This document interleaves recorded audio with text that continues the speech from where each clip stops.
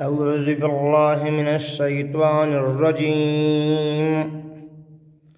بسم الله الرحمن الرحيم. سبحانك لا علم لنا إلا ما علمتنا إنك أنت العليم الحكيم.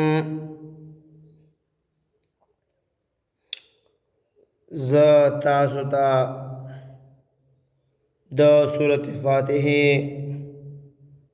یعنی چې بعض خلق هغه دغه سورة الحمد هم وایي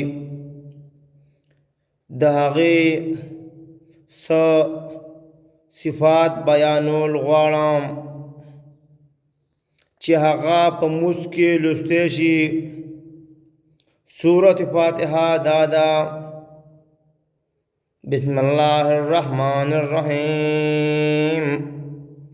الحمد لله رب العالمين الرحمن الرحيم مالك يوم الدين إياك نعبد وإياك نستعين اهدنا الصراط المستقيم صراط الذين أنعمت عليهم غير المغضوب عليهم ولا الضالين آمين. د دې سورۃ فاتحه ډېر زیات صفاتونه راغلي دي، خو زه صرف تاسو ته یو څو صفاتونه بیانول غواړم.